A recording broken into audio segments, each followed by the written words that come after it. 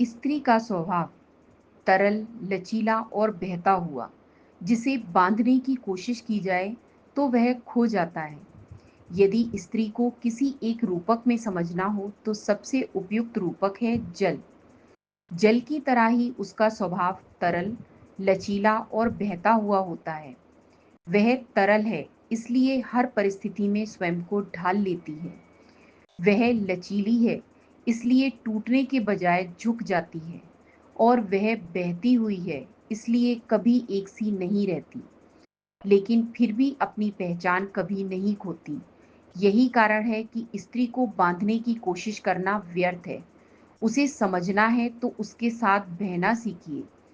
तभी आप देख पाएंगे कि वह आपको कहाँ तक ले जा सकती है। जैसे जल जिस भी बर्तन में रखा जाता है उसी का आकार ले लेता है, लेकिन अपनी प्रकृति को कभी नहीं छोड़ता। वैसे ही स्त्री भी हर भूमिका में ढल जाती है। बेटी बनकर वह माँ की आंखों की भाषा समझ लेती है। पत्नी बनकर पति की चुप्पियों में अर्थ खोज लेती है। माँ बनकर बच्चे की हर मुस्कान और आहट को महसूस कर लेती है। उसकी यह तरलता केवल परिस्थिति से समझौता करना नहीं, बल्कि जीवन जीने की उसकी कला है। वह जहां भी जाती है वहां अपनापन भर देती है। स्त्री का दूसरा बड़ा गुण है उसका भावनात्मक लचीलापन। वह तर्क की दीवारों पर जोर नहीं देती, बल्कि अपनापन चुनती है। वह वहां भी क्षमा कर सकती है जहां चोट गहरी हो। वह वहां भी समझ सकती है जहां सामने वाला कुछ ना कहे। वह अपने आघात को भीतर ही भीतर समेट सकती है और फिर भी मुस्कुरा सकती है। यह लचीलापन उसकी कमजोरी नहीं, बल्कि उसकी भावनात्मक बुद्धिमत्ता का प्रमाण है। यही कारण है कि वह रिश्तों को संभाल पाती है और बिखरे हुए जीवन में भी संतुलन बनाए रखती है। लेकिन स्त्री का स्वभाव केवल लचीला ही नहीं, बल्कि बहता हुआ भी है। वह एक जीवित नदी की तरह है। पुरुष अक्सर एक रेखीय सोच में चलता है। उसे स्पष्टता और तयशुदा उत्तर चाहिए। लेकिन स्त्री की सोच और भावनाएं एक तरंग की तरह होती हैं। कभी ऊपर उठती हैं, कभी नीचे उतरती हैं। आज जिस बात पर वह हंस रही होती है, कल उसी पर रो भी सकती है। यह अस्थिरता नहीं, बल्कि उसकी भावनात्मक ईमानदारी है। वह जैसे महसूस करती है वैसी होती है।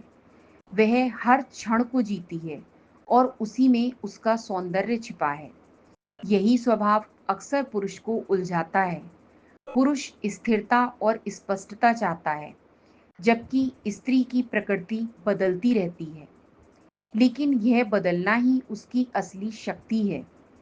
वह नदी की तरह है, कभी शांत, कभी प्रचंड, कभी कोमल, कभी गहरी। यदि पुरुष यह समझ ले कि यही स्त्री का सौंदर्य है, तो वह उलझेगा नहीं, बल्कि आनंदित होगा।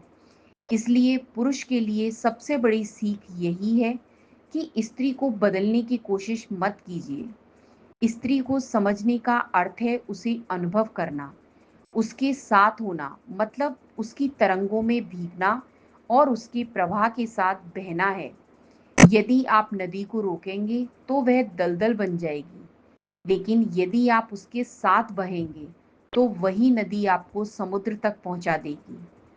उसकी लचक का सम्मान कीजिए, क्योंकि यही गुण उसे रिश्तों को संभालने और जीवन को सुंदर बनाने की ताकत देता है।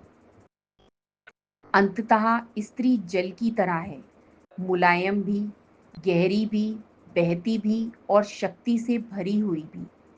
वह टूटती नहीं, बह जाती है। वह विरोध नहीं करती, लेकिन भीतर से परिस्थितियों को बदल देती है। यदि पुरुष पर्वत है तो स्त्री नदी है। नदी पर्वत को काट नहीं सकती, लेकिन उसे अपनी दिशा में मोड़ जरूर सकती है। और यही उसकी असली ताकत है।